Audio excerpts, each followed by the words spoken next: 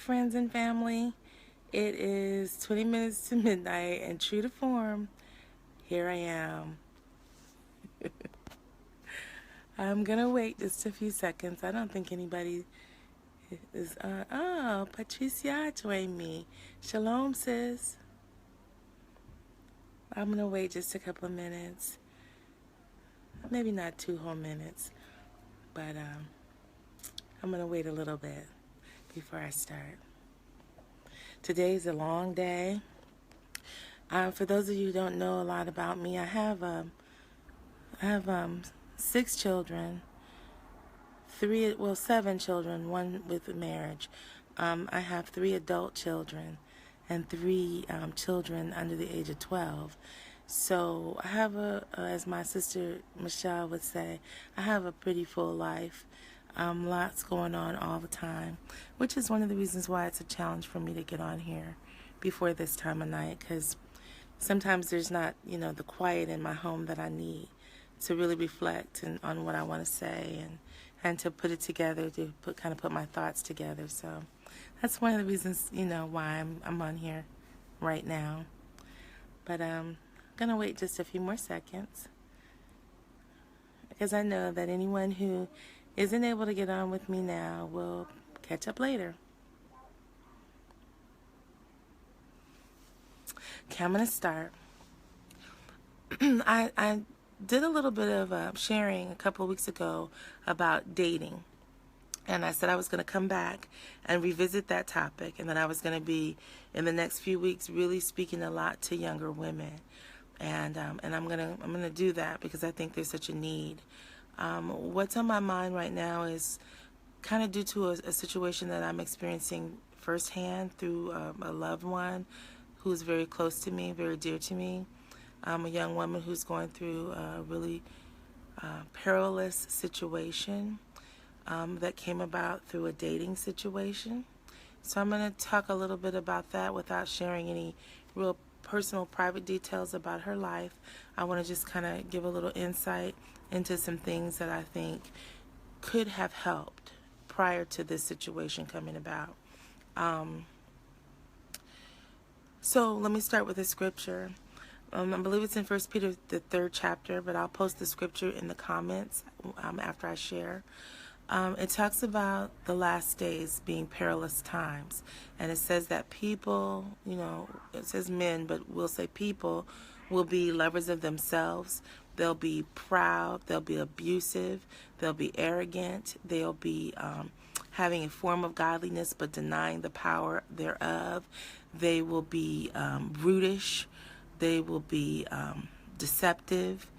And then it goes on to say, such are the type that creep into the homes of silly women and lead them astray.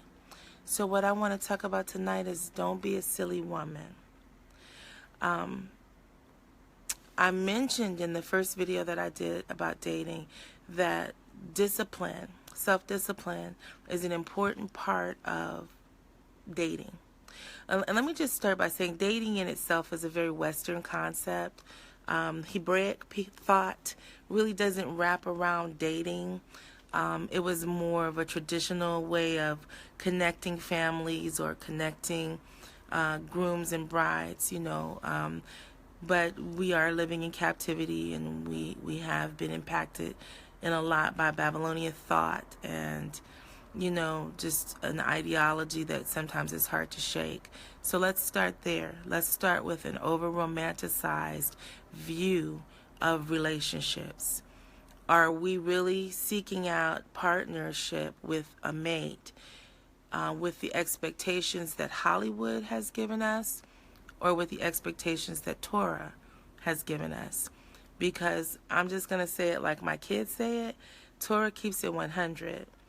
In Torah, we get to see the flaws, the issues, the ins and outs of real relationships and real people having real feelings and making real mistakes and having real challenges. And so I want to say that one of the first things we want to do if we're going to prepare ourselves for dating and we're going to exhibit self-control or self-discipline is we need to do an assessment of ourselves. We need to do an assessment of ourselves, and then we also need to do an assessment of the person that we are thinking about connecting our lives to. So when I say doing an assessment of ourselves, I'm talking about, really asking myself, not just do I want to be married, but am I ready to be married, and why do I want to be married? What is my expectation? Do I see marriage as just an opportunity for all my needs to get met, or do I see marriage as, just an opportunity for me to have that romantic life that I'm dreaming of, where somebody's always holding my hand or rubbing my shoulders, or bringing me flowers, or what exactly is our expectation and our perspective on marriage? Do we really know what it's about? There's the scripture that says iron sharpeneth iron, and I think about that scripture when it comes to marriage, because oftentimes marriages are actually working out the rough parts in our character. Learning how to love someone sacrificially is not something that feels good all the time. It's definitely not something that feels romantic all the time. I mean, you may wake up some mornings and not feel one romantic bone in your body. I'm sorry, you guys, I'm sitting out on a porch, and so there's going to be bugs. You may wake up without a romantic feeling. And so in that situation, you have to know why you're in the relationship. What are you trying to accomplish? Is it just your romantic needs being met? Is it just your emotional needs being met? Or do you have a bigger picture, a bigger vision of what marriage is supposed to be? So I'm going to say this. The first step that I gave regarding dating was to practice self-discipline. And so I'm going to say here are the building blocks to developing self-discipline. Okay. One of the things that you're going to want to do is you're going to want to do an assessment of yourself. You're going to be honest with yourself about what your strengths and your weaknesses are. Are you easily led into various doctrines because you haven't studied the word enough yourself to have a firm understanding or a belief system in place? Are you having the right perspective about what a relationship is supposed to be like? Are you an emotionally safe person? In other words, is a man's feelings going to be safe with you? If you're coming from a background of a lot of hurt or abuse, if you've been through some bad relationships, if you've been through some situations that have left you tainted or bitter, then maybe you might not quite be ready to have a man trust his heart in your care. I want to talk about that for a second. In Proverbs 31, it says that the virtuous woman is a woman whose husband's heart doth safely trust in her. So let's talk about that. Are you a person who a man's heart could safely trust in? Well, how do you know? Well, we're going to do an assessment of ourselves, right? Do I share more than I should the things that people tell me? Am I able to keep a confidence? Am I able to keep my mouth closed and not tell other people's business, not speak on situations that are not my place to speak on? That's first. Do I, goodness gracious, that's a big bug. I don't even know what that is. Y'all, I'm in Pennsylvania, and there's some bugs out here I have never seen before. But anyway, sorry about that. Okay, so I was saying, am I a safe place? So do I? Oh, I'm gonna have to move because that thing is coming near me again. Do I take the things that he tells me, the things that he shares with me? Do I take those things and throw them back at him in an argument? Or do I have a habit of doing that with the people in my life? Do I throw their words back at them in the heat of an argument or in the heat of a disagreement? Do I parade before them their vulnerable emotions that they've shared with me just because I'm angry? If that's something that I have a tendency to do, then I am not an emotionally safe place for a mate. Am I constantly jealous and constantly, questioning everything that a man says to me, where he's going, when he's going to be back? Have things happen in my life that have created such insecurity that I'm constantly, casting doubt on the other person's character, not because of anything they've actually done, but just because I've been taught that people can't be trusted, especially men. So those are some areas that I would need to look at for myself, because, if I've got any of these unhealed or broken areas in my life, then it's going to be difficult for me to be that emotionally safe place. It's going to be difficult for me to do an adequate assessment of my situation to see if this is even a relationship I should move forward on. I might be moving forward out of desperation or out of brokenness instead of out of vision and out of desire to do something to the glory of the Most High. So going back to that self-control, the first step is I'm going to do an assessment of myself. I'm going to determine, what are the things that I have that might be hindering me from being in a healthy relationship, and I need to work on those. And I need to make a commitment not to get involved in a romantic relationship until I can say that I'm a safe place. And not only can I say that, but the people who are around me, who know me, could say, yes, I think you are a safe place.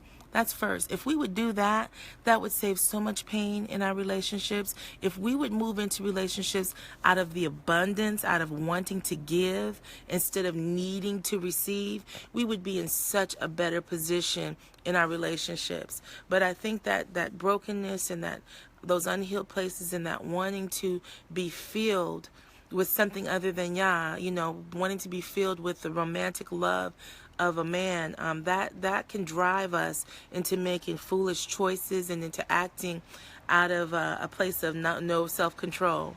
Okay, so doing an assessment of ourselves. Am I a safe place? Am I do I have a right perspective of relationships? Am I being kind of like tainted with Hollywood about what a man is supposed to be? I remember a prayer that I prayed some years ago. There's a lot of stress in my relationship, and one of the things I was asking the Most High to show me is in what ways I was putting undue stress on my husband. And one of the things the Most High showed me was that, hi Latoya, hi cousin Sandra. One of the things the Most High showed me was that I was comparing my mate to a white male image that I was seeing in television shows, where the woman got to sit at home or like drive a minivan or, pick up the kids from soccer practice while her husband worked 9 to 5 and made enough money to support his whole household on just a 9 to 5 job. Some people do have that situation, but very few people have that situation. Usually, if you've got a husband that's able to bring in enough provision where you don't have to work, he's going to be working long hours. He's not going to necessarily be there and available for soccer games or to be the soccer coach or whatever it is, the television shows tell us he's supposed to be doing. So do I have a right assessment, a right perspective of what the relationship might look like? And am I able to assess my potential mate properly, or do I have wrong ideas? I have an acquaintance who said once that marriage is a spiritually arduous journey, and I believe that is a very true statement. Marriage can be one of the most beautiful, blessed experiences you can have, but it can also be a very spiritually arduous journey. And what I mean by that is it will break you down. It will make you see yourself for who you really are. It will make you see how you really treat people. Because it's one thing to go outside and smile and greet people and be nice and smile, and have good conversation. And it's another thing to do that every day with a man that you're waking up next to, who may not always, do what you think he should do or always be how you think he should be. Are you still able to be kind to him? Are you still able to be respectful towards him? So, those are some self-assessment things that I would ask you to look at. Now, the scripture that I mentioned, because remember we're talking about self-control, The scripture that I mentioned in the beginning was 1 Peter chapter 3, and it goes on. It talks about the last days and how people would be in the last days. So you can imagine if you connect with someone who's abusive, or you connect with someone who is brutish, or you connect with someone who is a lover of money and not a lover of Yah, or you connect with someone who is selfish, that's going to impact your life. And not only is it going to impact your life, it's going to impact the life of the people around you. It's going to impact your family's life. Not just children, if you're bringing children into the relationship, but that's very important. But it will also affect your family of origin, your mom, your dad, your sisters, your brothers. You'd be surprised what your romantic relationships can do, what they can bring into your family. I'm thinking about the story of Dinah in Torah. Dinah was the daughter of Jacob and Leah, and the scripture says that Dinah went out to visit with the women of Shechem. Not, these weren't Israelite women, these were just Canaanite women, and she went out to spend time with them. And while she was out with them, one of the men of the land, who was called a prince of the land, she caught his eye, and so they hooked up. Now, some people will say Dinah was raped. Some people will say she was willing and that it was just an illicit relationship. I'm not real sure. Scripture's kind of like not real sure, even if you look at the Hebrew on it. You could kind of take some different things away from the story. But the point that I'm making is that after this relationship happened, this hookup happened between Dinah and this young man, her brothers, Simeon and Levi, were so angry that this man had sex with Dinah that they went and they tricked the man and his whole city into believing that they were going to join with Israel in a covenant. They had them to circumcise themselves, and while these men were healing from circumcision and were unable to fight, Simeon and Levi went in and slaughtered the whole town. I mean, all the men. They killed all the men. And this all came about from Dinah having a relationship with a man that she probably wasn't supposed to be hooked up with, because the Most High had said not to intermarry among the people that they were coming into contact with. Point being is that hooking up with the wrong person can bring turmoil, can bring even destruction into your household, not just your personal household, but into the household of even your parents, even your siblings. I'm thinking about, just a modern day story. Jennifer Hudson, the singer, whose sister had a relationship with a man who is said to have later killed her 3 of her family members. I know, some people question the validity of that, whether he actually did that or not, but that's not really what I'm sharing that for. I'm sharing that just to make a point that who we connect with and who we decide to partake in this type of relationship with is going to impact our families. It's going to impact our children if we have children. It's going to impact even our mothers and fathers. So it's very important to use wisdom. And wisdom would say practice self-control, meaning we don't get overly connected emotionally and intimately, and definitely not sexually, with someone that we have not properly assessed. So next week, I'm going to share about assessing the person that's interested in you. It's not wrong to do that, sisters. Don't let anyone tell you that it's wrong to do that. That's not you being haughty. That's not you being bougie. That's not you being uppity. That's you being wise. The scripture says that it's a silly woman that's led out of her home by a man who's abusive, or a man who is a lover of money more than Yah, a man who's brutish, a man who's boastful and a braggart. These are qualities that will bring misery into the home and into the relationship. So it takes wisdom not to be connected to someone who's showing those attributes. And the last thing I want to say is I have a more who's got a ministry called Derek Echad, Derek D-E-R-E-K, Echad, E-C-H-A-D. He has a YouTube channel.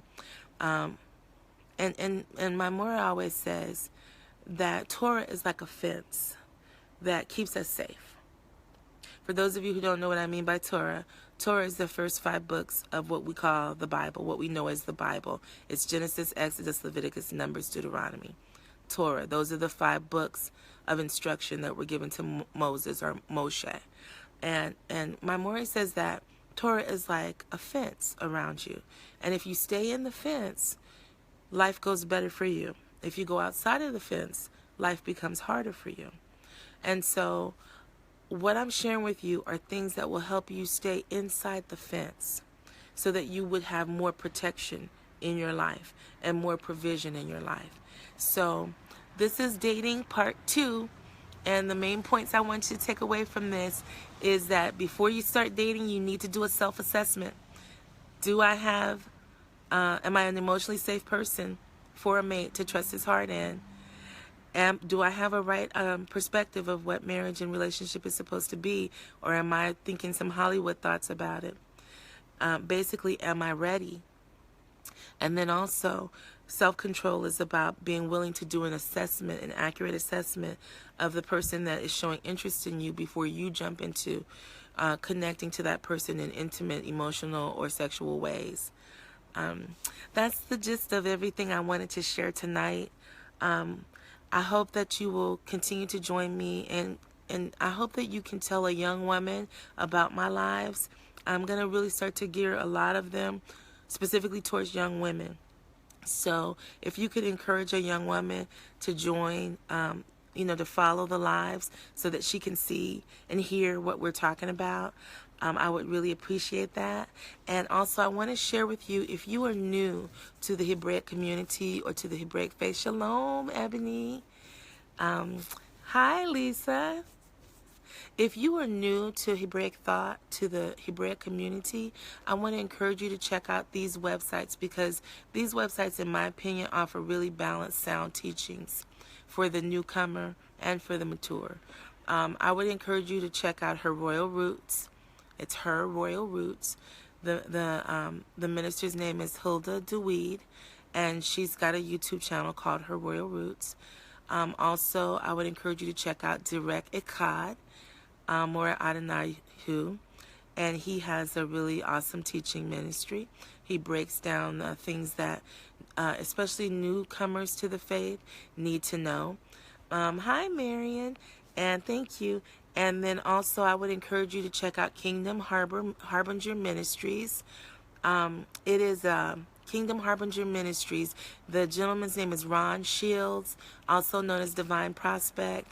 He's an awesome teacher, very, very deep, very concise. I mean, you'll learn so much. He took my whole study time up to another level. Also, I would recommend Lamada Yahoo.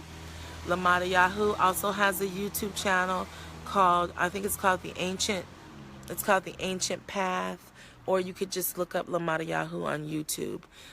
So anyway, these are a few. Also one more. Awakening Remnant Coalition.